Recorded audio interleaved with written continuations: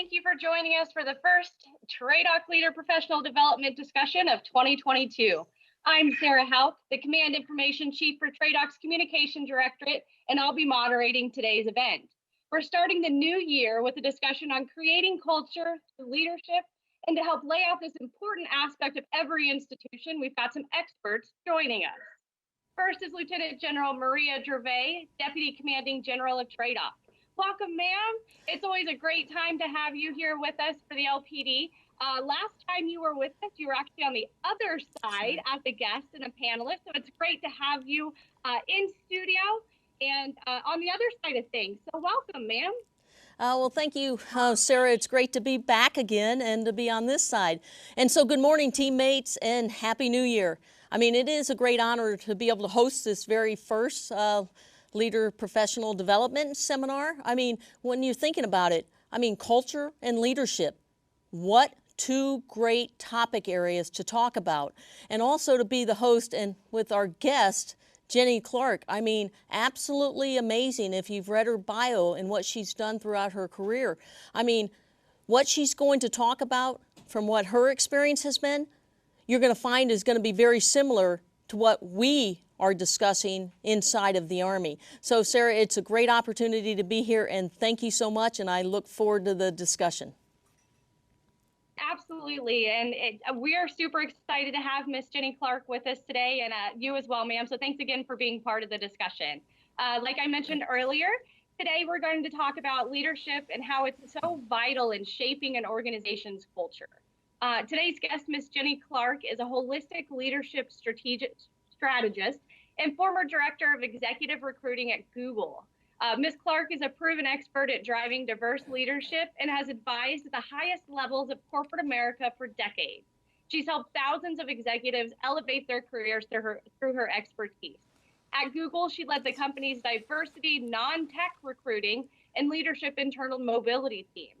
She found and hired many of the organization's senior leaders and built and scaled an internal mobility program that supports their executive recruiting function to this day. She's an author and host of a podcast for leaders, thinkers, and future makers. Today, she is the CEO of Ginny Clarke LLC, her own talent and leadership consulting business. And we're so excited to have her here today. Ms. Clarke, thank you for joining us. Sarah, thank you so much. It's a true honor to be with you today. Really appreciate it. Absolutely. And pleasure's all ours, ma'am. I know we're super excited for this conversation. So just before we get started, I do want to remind everyone that's joined us that we want you to join the discussion. We've got some really great people here. We want you to ask questions for them. So drop your questions into the comments feed on either the Facebook Live or the watch feed, and we'll try to get them answered before the end of the event. And if we aren't able to, certainly keep an eye on our social media pages, and we'll try to get answers to those questions and get them posted in the near future.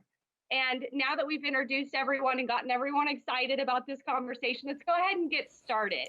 The first question is going to go out to you, Ms. Clarke. So could you start by explaining what exactly culture is of an organization? Yeah, I think culture is often kind of conflated with the term brand, right? And there is an element of a brand, but I think the culture is really what guides how the employees behave, how they feel, and how they think. Google has this reputation for having this really fun culture with food and ping pong tables and all these things. And all of that is true, and we enjoyed that. But that's not necessarily the culture. That's the environment, right? And there's a whole social, psychological environment of an organization that is defined by the culture. And I contend that leaders really shape that by virtue of their behaviors, both on the job and off the job, right? It doesn't, it follows you around. So I really describe culture as the environment and the experiences of the people in the organization. Excellent. Well, I appreciate that. And I think it's huge that you've mentioned that the culture is based on experiences and behaviors, and how those behaviors of leadership can directly affect employees and other individuals' actual experiences within that organization. So I never actually heard it described like that, so I really appreciate that. Now, I wanted to jump over to General Gervais real fast because I know culture can be described very differently in the private sector and then through the military. So, General Gervais, what do you think? Are there similarities for, say, the Army culture? The Army's been very focused on adjusting their culture and making it more an inviting and trusting and respecting situation. So, General Gervais, what did you hear any similarities between how Ms. Clarke described culture within the civilian sector and how we try to build culture here in through TRADOC and then the Army as a whole?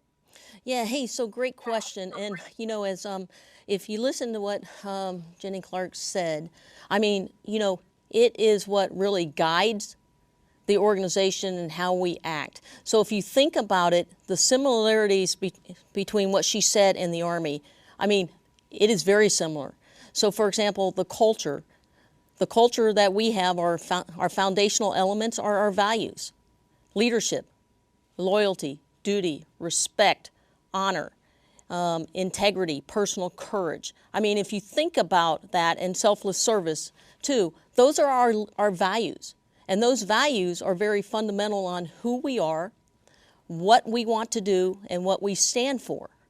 And so as you look at it, the similarities, I mean, each and every day, it is what guides us. It's what our leaders stand for, but more importantly, it's what we stand for as an Army. And to think about it, so culture, what is the output of culture? I mean, what is it that you're trying to do through a culture that you establish through leadership? I mean, it is trust. It is trust from the bottom up, to the up and bottom down, right? And trust is the bedrock of everything that we do and we have to do within the Army. And, from that trust, it creates that environment that Jenny talked about, being able to thrive, empower, form inclusive teams. So I saw so many similarities. It was just said a little bit differently, but it really does help with the vision and who we are and what our values are. So great synergy here between our discussion. Absolutely, and I completely agree. Sometimes I think it's hard for us as a society to make the connections that how organizations like Google and Ms. Clarke's new organization that she's CEO of, and the Army and military as a whole build their organizations. I think it's hard sometimes to see those similarities, and so I think it's great to hear that organizations like the Army or civilians build their foundation the same way across the board. So, Ginny, as an expert in kind of talent management, how important is talent management to building a successful culture, which is based on experiences and behaviors of individuals? It's critically important because I fear that a lot of companies, and let me remind many of you, my knowledge of history and the history of work is that most corporations were set up and organized based on a paramilitary structure. The hierarchy is something that we have emulated for centuries, right? And so, and there are good things and not so good things about that. And I think maybe it's worth chatting about, particularly given COVID, what have been some of the shifts that might be happening in the future of work. Having said that, what I've always admired about the military is that there are constructs that people are expected to honor. There's an infrastructure, there's a foundation. And to me, in organizations, and I'd never really seen myself as being an HR person, but at Google, that's where I sat. I had been an executive recruiter, which was quite different. But even though that's what I did at Google. And so it was interesting to really see how the systems really needed to be reestablished and importantly honored, and they weren't always honored. And I'll use Google as an example because it's a very young organization. It's only 22 years old or 23 years old. That's a young whippersnapper when you think about it, right? And they were this fast-growing startup And my observation is that they really didn't impose some of those structures that would support a more consistent um, respect and honor, and accountability is a key word. I know that's one of the key words in the Army, right? Everybody needs to hold themselves accountable. What are you holding yourself accountable to? Your behaviors need to be consistent with the values, as General Gervais mentioned. They need to be supporting trust. They need to be able to influence how certain outcomes. And so I think we need to kind of go back a lot of, and this is where I think the military has an advantage, because these systems are in place. And from what I can gather, there's a greater level of accountability than I think that what we're seeing. And kind of what I'm referring to, I'm not here trying to badmouth Google by any stretch. I'm referring to some of the other companies that we've heard about, and I should say organizations, not just companies, but government officials recently that we've seen have to step down because of bad behavior, toxic workplaces. And that's happening because people weren't honoring the foundational elements that were set forth to say, this is what we expect of you and your behavior while you are part of this organization. And to the extent you can't honor those things, you can't stay here. And so I think we need to get a lot more, corporate America could benefit from being a little bit more strict on some of those things. Yeah, hey, Jenny, I think that's absolutely a tremendous point you just made. Because, culture, it's not like, you get a culture and it just stays the same, right? I mean, I think if I recall, you and I talked about at Google where you were hiring about 20,000, every year. Well, in the Army, we represent the fabric of America, and we're recruiting, about 100,000 and turning it over and training about 500,000 each year. So when you look at that, that foundational element and understanding that, and kind of what does right look like and what are the expectations that we have from you, I mean, is so critical, because getting that understood, because you use the word accountability, which is key, right? So the Army is a profession. We take an oath, expectations for, defending our nation. And with that oath, I mean, because we're a profession, we need to, what I call, police ourselves, right? We police ourselves, and that's got to happen down at the lowest levels and up the upper levels too. Because, that thing, that when it's not, it breaks that trust. And so, when we talk about the accountability or policing ourselves, it's interesting, and I'd be curious to hear your perspective. Leaders, and especially we see it at the Army, we kind of lay out the expectations. This is what we expect from you. These are our values. This is what right looks like. So we kind of set the tone to establish the climate. But the question becomes, where is the climate actually being established? At what level, by who? And if what is being done, and is it being enforced or policed at the right levels? Because you could be saying one thing and your audio not be matching your video. I'd be curious, if you think about that from your perspective, your experience. I love the audio not matching the video phrase. That's absolutely so true. And I think there's an element in this that I feel very strongly about, and that is, because I'm a rule follower for the most part. I'm not perfect, but I mean, that's part of what we're saying is there are expectations, and there's plenty of room to do things your way, but you take that oath because it's for the betterment of all. And so part of what I think in my experience in assessing top leaders is there's an element, and this word has been tossed around a lot since COVID started happening, this notion of empathy. And I think leaders' responsibility is to really be able to take a pulse of their teams and understand what they're going through, because not everybody is okay. So I don't want this to sound like we want everybody just to fall in line and there's no regard for one's humanity. I think we do need that more than ever. And again, I do think, I'm not suggesting that the Army doesn't do that. I actually think that you do a better job of it than a lot of corporations do. because I think a lot of corporations have gone too far to focus on just profitability and trying to get things done and trying to get people hired and things that aren't really making individuals conscious of the greater collective that they are a part of. And so I think we need to balance the conversation by saying the culture is going to be a function of not just the leader's behavior, but as well the behaviors of the individuals, and the extent to which they can feel included, supported, valued, right, for what their contributions are. And some of that becomes very, it's a feeling, right? It's not an absolute. We're still human. We still need to feel and have that empathy.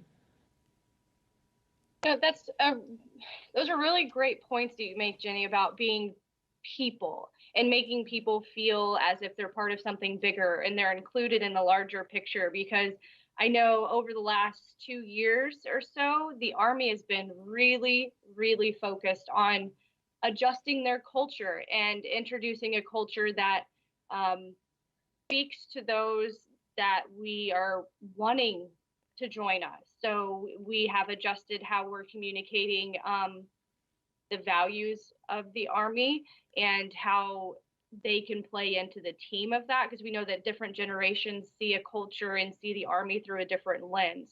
So I think it's really interesting that you actually bring up some of those kind of trigger words that the Army has been using when trying to adjust their culture. And I think we've made some great strides. And actually, General Gervais, that's a question that I have for you is the Army has been working so very hard on adjusting their culture. So what are some of the wins that you've seen us and TRADOC make as a whole to adjust our culture? And what do you think some of our challenges are going to be as we continue to implement and try to get this culture to start from the leaders who are making these decisions all the way down to that brand new recruit who we need to accept our culture and believe in our culture? So what are some of those wins and challenges we've had so far, do you think, General Gervais? Yeah, hey, so, if you think about it, within TRADOC, because of what we do in terms of, doctrine for our Army, which guides what we do, and then also organization, our training and leader development, how we educate,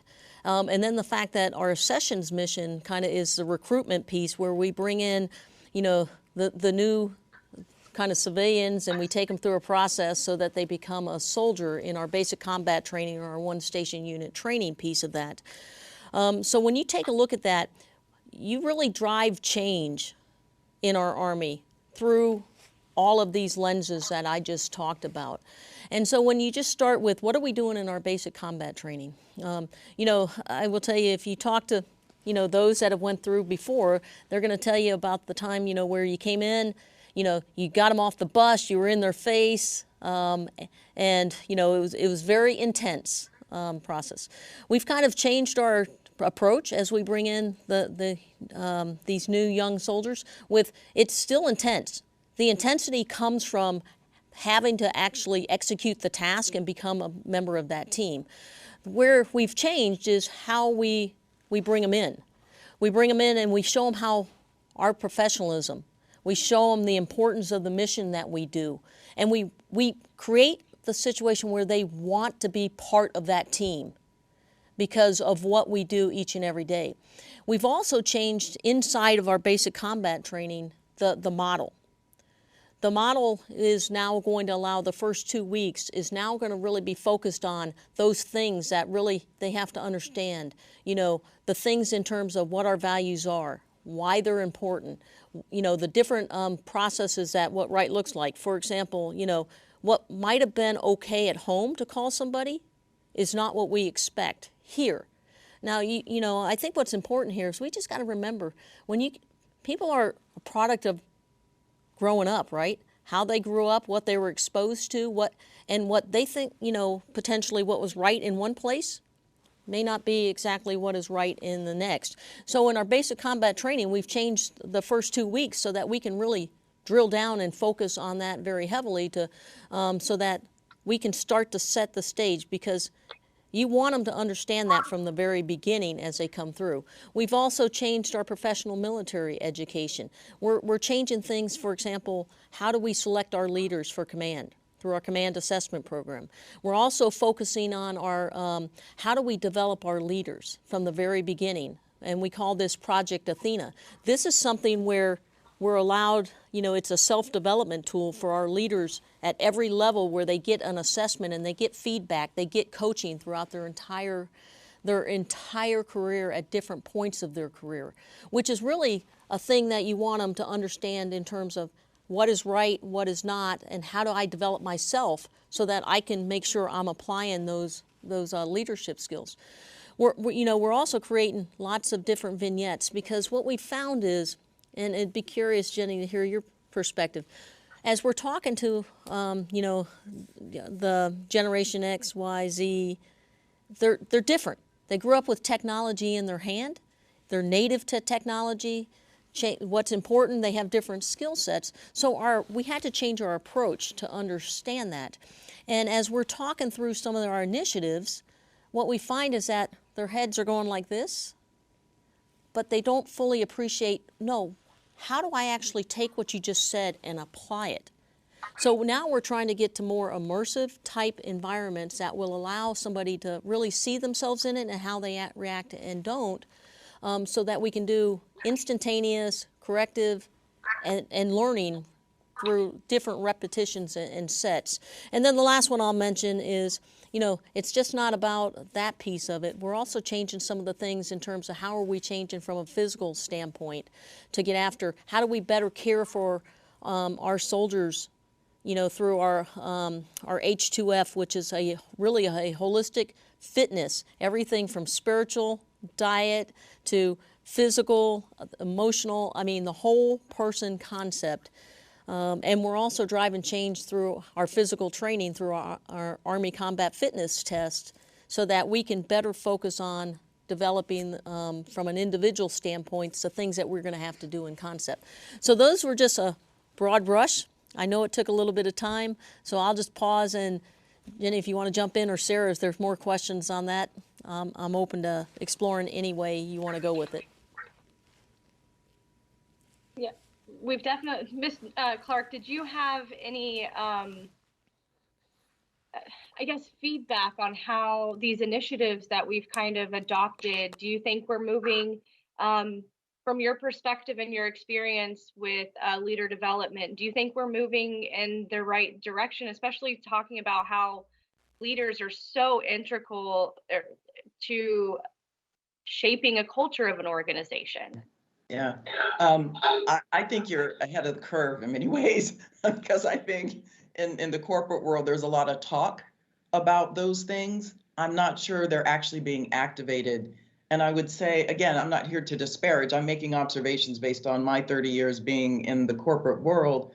Unfortunately, I think a lot of these things become within corporations.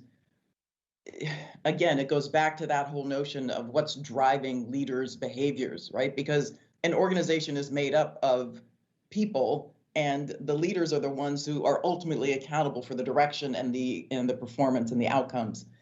And so part of what I fear is that human resources, or the people organization, is the one that is just kind of, said, well, you guys handle that talent management stuff, you handle it.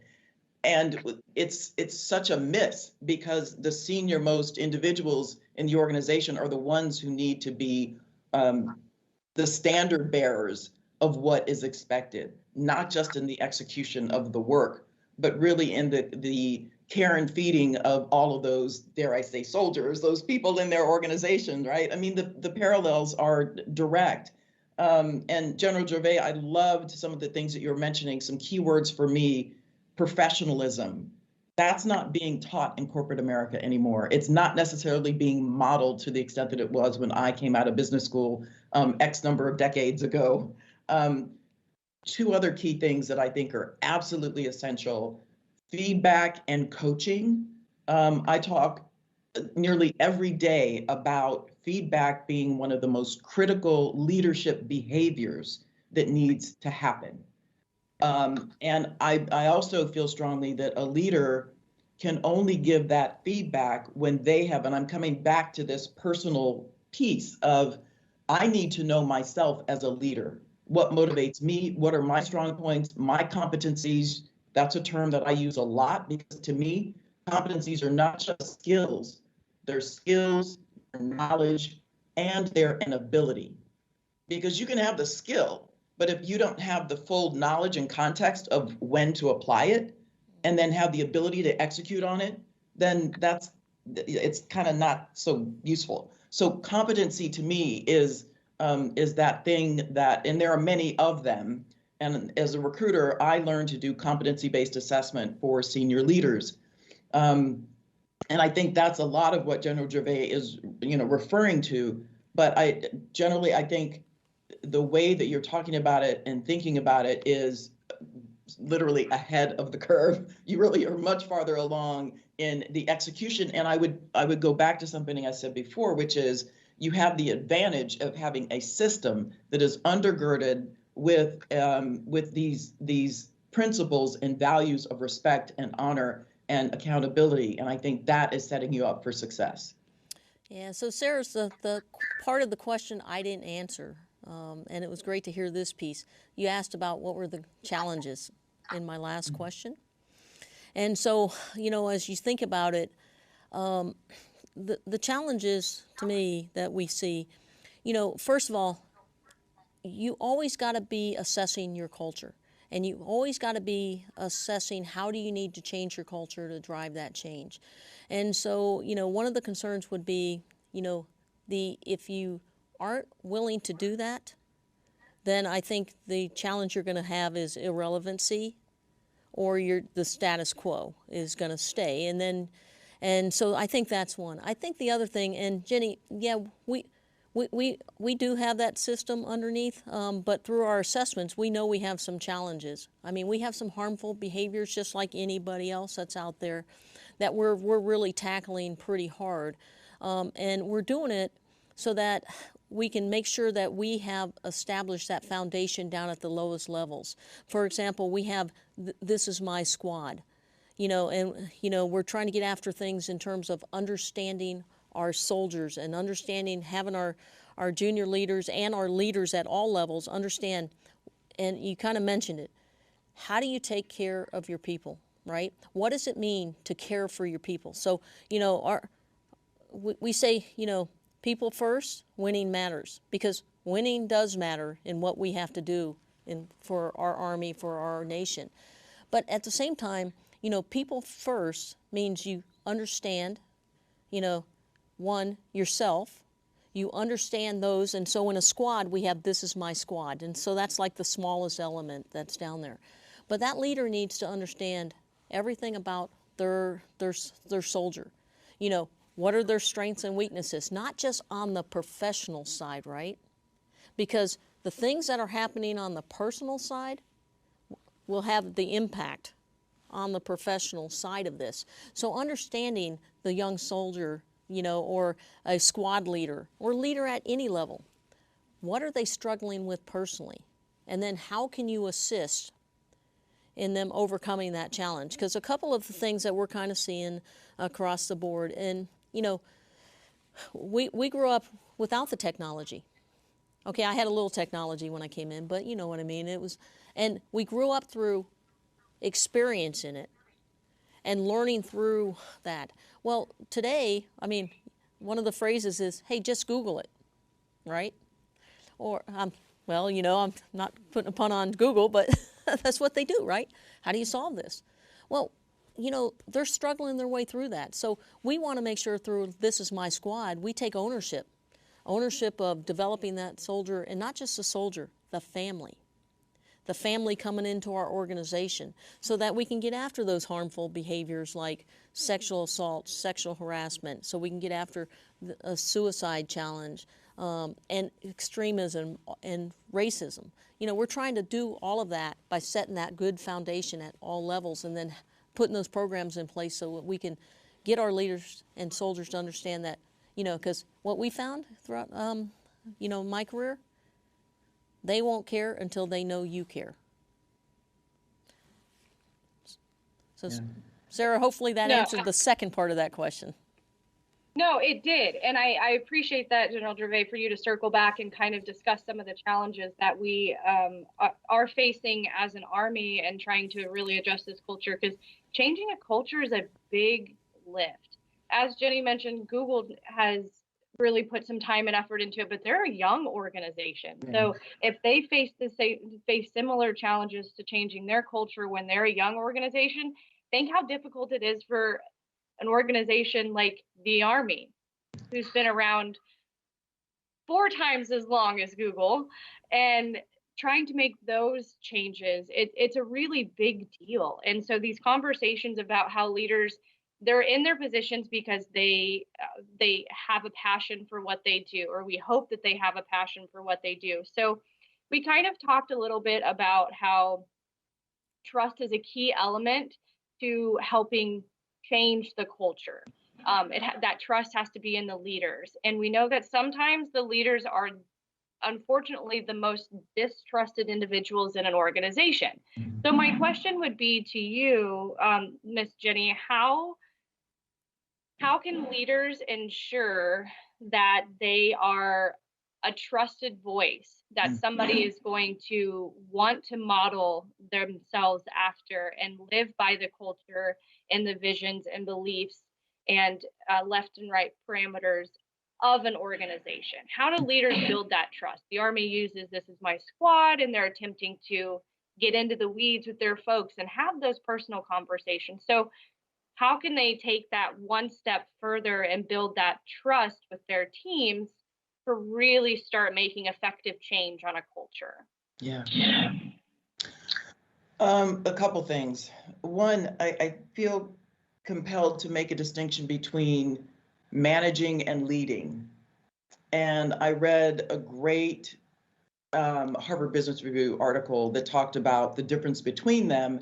And management is much more about control to achieve an outcome, right? And these aren't mutually exclusive. I mean, we need people who can manage and lead, but they're not the same thing. Leaders influence, right?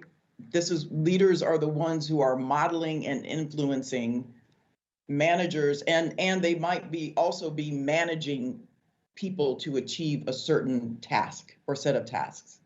So I think it's important to understand and to be able to identify some of the behaviors in individuals, because again, as an executive recruiter, part of what I was looking for were those. I wanted to see some managerial capability, or to use a different word, operational capability, rigor, functional expertise, domain expertise in a particular function, right? So you got to be able to do your job. That's great. But then as you ascend the ranks in any kind of an organization, that's when those leadership competencies begin to be really, really important. And so those are things like what I alluded to before: great communication skills, effective decision making. Those are competencies that we would assess for in the leaders of Google, as an example. I'm going to offer another. I was a linguist, and so words matter to me.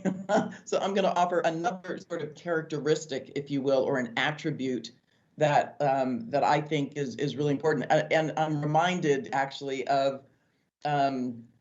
I had on my podcast a guy named Rich Deviney, who's a former Navy SEAL commander, and he said, "You don't get to call yourself a leader." He said, that's calling yourself funny. You can't call yourself that. So you're not a leader by virtue of your rank. You're a leader to the extent that you are able to engender followership, and that comes from trust, right? It's having, yes, a command of information and knowledge and all those. That domain expertise is great, but we know plenty of people in the military, I'm sure, as well as in corporate America, who are expert and cannot lead their way out of a paper bag, right? So they're very different skill sets that I'm talking about, and competency sets. So in addition to the competencies, these behavioral characteristics, these attributes that Rich Deviney was talking about, are really, really important. And that trust is essential. I also think integrity is essential. My father was a prison warden. I considered him just a remarkable leader. He was my sort of coach as I was growing up.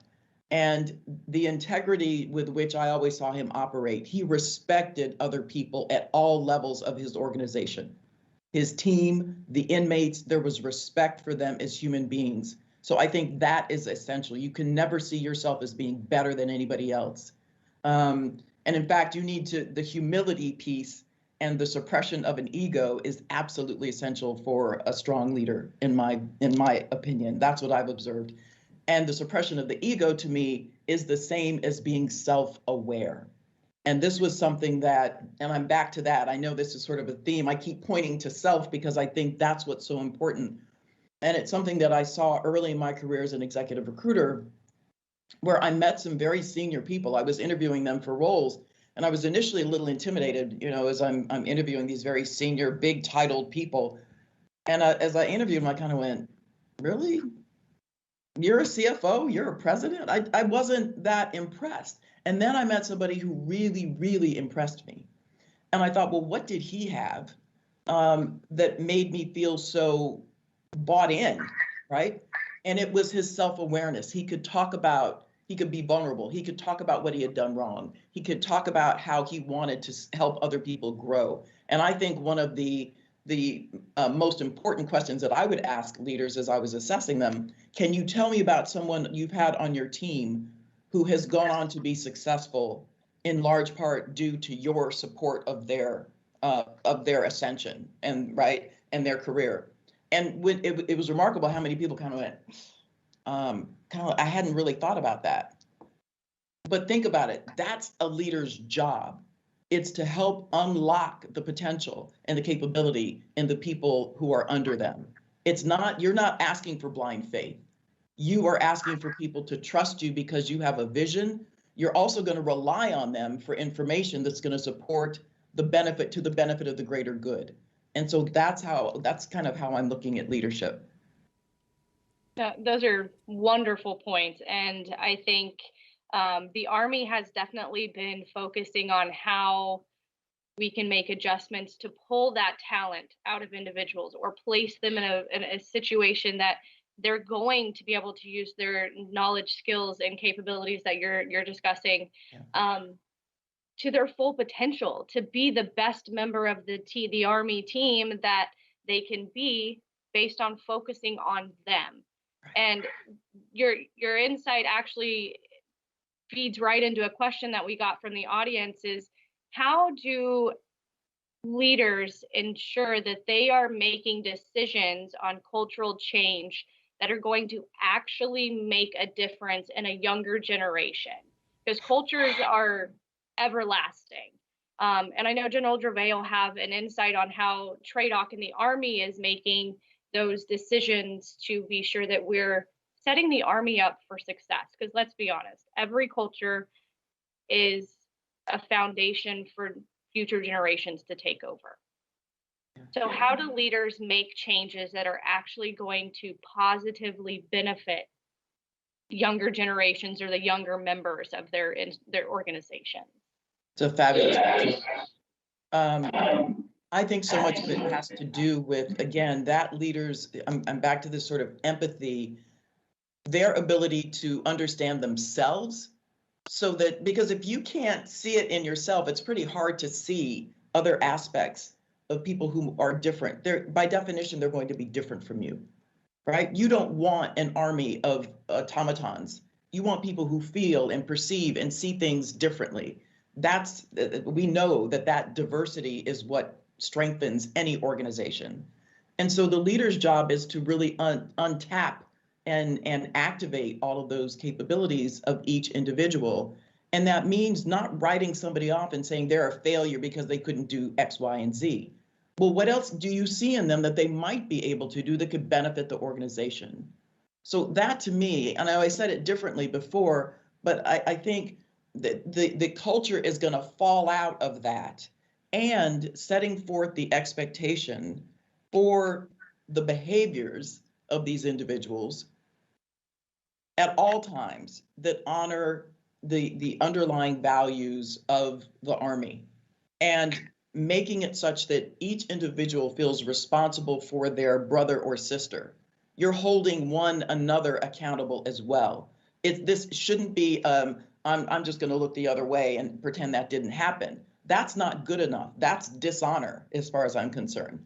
And so that's it. I go back to the leader needing to model that behavior and being willing to listen to things that they might not want to hear. A leader has to get feedback too, right? And so you want to create a microculture even with your squad, if that's what you're talking about, so that there is a trade-off. Now, as I was speaking to a group yesterday, and I said, listen, with the teams that I've led, at Google, I had about 30 people, 3 different concurrent teams for internal mobility and diversity and recruiting. And I told them when I first started, when I was assigned to them, or as they came to join my teams, I said, listen, here's what I will and will not tolerate. And I'm afraid that a lot of leaders don't set that bar for what's expected. And so that, I think, is really essential. And I said, you need to know that I'm here for you, but I will only be here to the extent that I know that you are being straight with me, that I can trust you because I expect you to trust me. I'm going to give it to you straight as often as to the extent that I have the truth. I'm going to filter some stuff so that you can stay on task. All right. This isn't full transparency. It's not supposed to be. So I think those are some of the things that can engender the culture that you're going after, but it's granular, it's personal, and it's feeling your way through some of these things, and that will over time build a culture of trust and support and collegiality that feels good to everyone.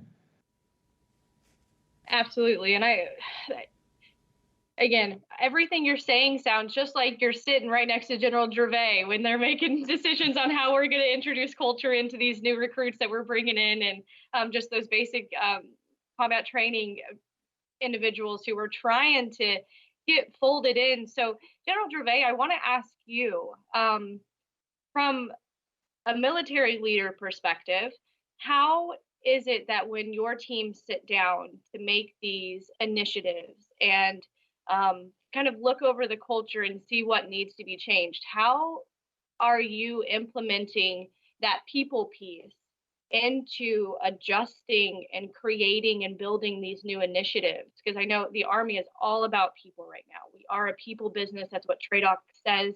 TRADOC doesn't exist without our people. So how does your team, General Gervais, bring that element when making these big change decisions to be sure that we're still remembering everyone up and down the ranks? Yeah, hey, so first of all, Ginny, I got to tell you, when you were talking about managing and leading, if the camera was a little closer, you probably would have saw like a tear in my eye as you were going through that. Because as you talked about, leaders' job is to influence, inspire, to unlock, the potential in somebody before they ever see it. It just reminded me when I first showed up to basic combat training. And when you show up and they're teaching you how to march and do the movements and everything, those commands are coming like that, right? And I remember out there, it was coming so fast and furious. I mean, I was asking myself, can I do this? And I'll never forget the sergeant first class who sat me down, who was kind of giving me some feedback. And he said, how do you think you're doing? And I said, man, I don't think I'm going to make this. These commands are too fast. I'm sorting it out in my head. I'm not getting it.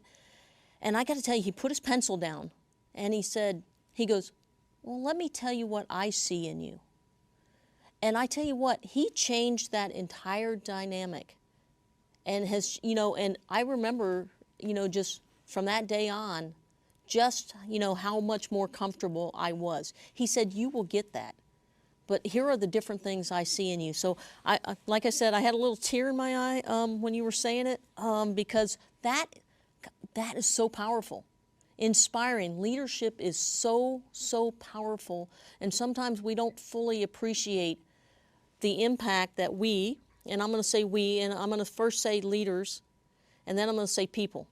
We don't fully appreciate the fact that what a kind word can do, encouragement, or what a negative word, negative demeanor can have on somebody. And so, I always, ever since that day, kept that at the forefront of what I do. And, and every night I go home, I read this book, Road to Character, because you got to work on your character every single day. And every night I go home, I ask myself, What were 3 things that I did today that I wasn't especially proud of? And how am I going to improve that tomorrow? You know, something as simple as I'm talking to somebody, but I'm really thinking about something else, so I'm already heading down the hallway. The most important conversation could be right then and there. So, tear to my eye, really appreciated that insight.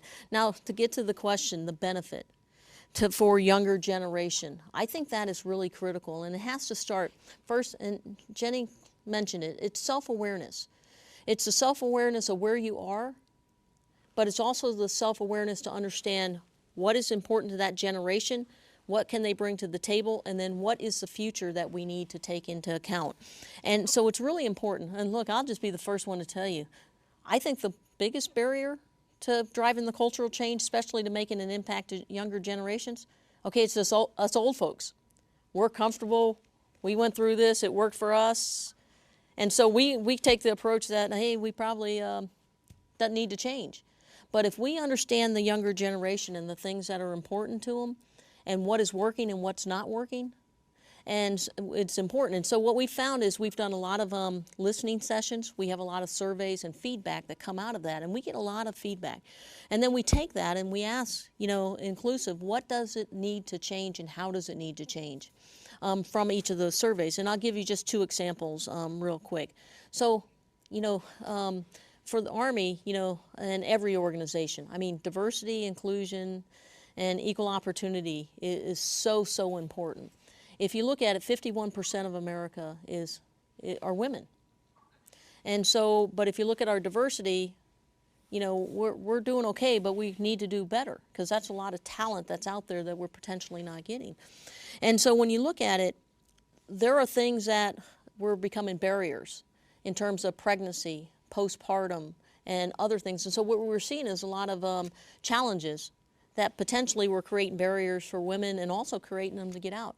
And so it was through this group that came up and listening to our younger generation that said, how can we handle this? How do we change? And so everything else became about policy. How do we approach policy attendance at school? How do we approach how long to be there? How do we, you know, and wasn't just for the women because, you know, it also included men, single fathers. So it was really, how do we take care of our organization, our people, to maximize our potential for our mission set? So that was just like one. The other one is, and it gets back to effective decision making. And Jenny, you mentioned that, you know, former SecDef Matt has often said, hey, I don't want to find out in the first battle that I have a leader that is not an effective leader or decision maker and doesn't have the cognition skills when he's in the middle of the battle leading his soldiers. Because in that leads, soldiers' lives are lost. So he really challenged us, how do you come down and create where you can create those scenarios and get the reps and sets, and we called it 25 bloodless battles before the first battle, so that you can evaluate the leadership, or you can put them in scenarios and hone that cognition skills of not just the leader, but everybody in that squad. And then through that training came cohesive teams, a much more effective team. So even though that first battle may not be exactly like the 25 reps that you just had, it was enough to give you that experience, that confidence, that trust in your equipment, that trust in your leaders, and to know that leader that's there has the ability to lead his or her team. So what we're finding through this too is as we're developing our new technology, it is, hey, not what we say up here and we think it's a good idea. How do we put the prototypes in the hands of the soldiers much sooner so that they can give us feedback and they can see the value of it? Because once they see the value of it, they will embrace it and run with it. And then, of course, us will go, hey, what a great idea, right? And we'll start to get on board. Because I think technology is here, so we got to figure out how to embrace it and how to use it. And it's a key enabler to younger generations. So, team, that's what I have. I'd be interested in your thoughts on that. You know, if I can, I so agree. We're so in sync, and this is not practice for those of you viewing. I mean, we did not just kind of coordinate everything. But one of the things I thought I wanted to amplify was, at least in my experience, in working with my team at Google, because it was my first leadership role. I have been an individual contributor working in an executive search firm. And so it was the first time I had actually managed and led the 30 people. And most of them were under 30 years old. So that's Gen Z, I think, right? And some were straight out of college. And what I found is, to your point, General Gervais, about, taking care and connecting with this generation, I found we were working for a tech company. I'm fairly tech savvy enough to do my work, but I found that there was such a desire and respect for wisdom, which I had. And this is something I learned from my father. He was always curious, and he always listened to young people. He always wanted to know, tell me what you're thinking. My friends loved to come over and talk to him, hear from him, but he was listening more than he was talking. And so I think that exchange of cross-generational expectations and understandings and beliefs is really, really important, especially now, since we have so many generations in the workforce, in the military even. And so, those leaders who might have gotten along by virtue of tenure, you just keep getting bumped along because you've been hanging around a long time. That shouldn't be the case, right? Some of these folks, it's time to retire, get out. If you're not really stepping up and elevating your competencies to lead effectively, to lead different kinds of people, then you should no longer be in a leadership role. And so I think, I'm guessing that General Gervais would, agree with that based on what we've been sharing. But I just kind of wanted to amplify that because I do think there's a lot of change underfoot. But people like me, who are, well over 50, I can bring something still to the table, and I'm not expecting to be listened to just because I'm of a certain age or have a certain amount of experience. I do have wisdom that I can impart, but I also can benefit from understanding how other people are processing what's going on. Yeah, I think a key piece, Jenny, as you're listening and as your father was listening, you will find that some of the most innovative, creative thinking.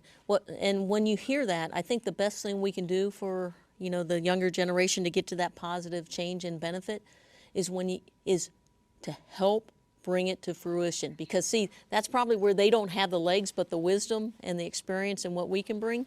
That I think that's where we become so valuable in the process. Yes, agreed. Ginny, I think hearing you join us today and the things that you've brought to the table, it's like you're an advocate for this is my squad and all of the cultural challenges that we have brought to our Army leaders from the top down, to get out of their offices, put down the doctrine, and have a conversation. That's it. I know, especially at TRADOC, we've been really, really pushing the building cohesive teams. And that means knowing your soldiers and your squad outside of work.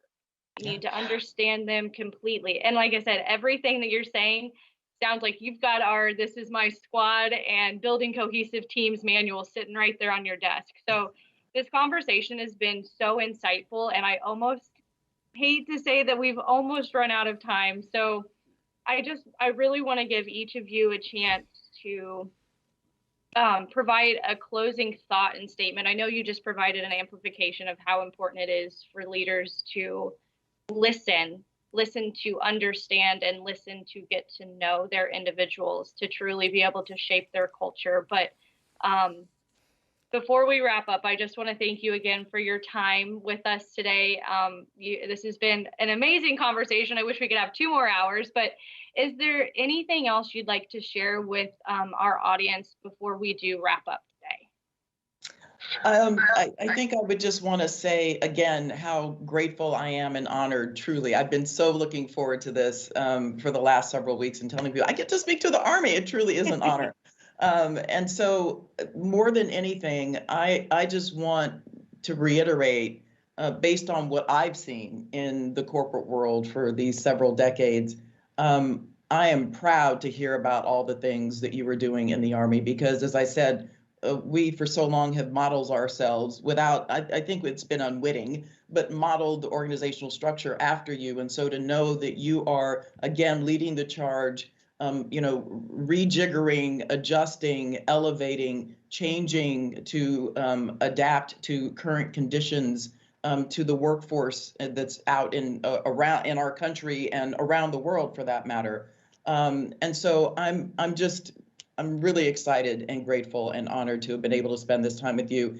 And even that much more encouraged to hear all of the details and the similarities and parallels. We're in this together, and I think we're right on the verge of some breakthroughs for all of us. I think COVID has done us a favor in that regard, where we've had to be more introspective. Many of us have had to be home. Many of you didn't have that opportunity, and so thank you for the sacrifices that you made on our behalf during these difficult times. But yeah, I think we're entering a new phase, and I'm very optimistic that together we're all going to prosper and feel a lot safer and hopefully have a much more peaceful environment. Absolutely. And thank you again so much, Ms. Clarke, for joining us. Your insight has been spellbinding. Let me just say that like I said, I wish I could sit with you for another hour and get your perspective. But I am going to, unfortunately, have to wrap things up.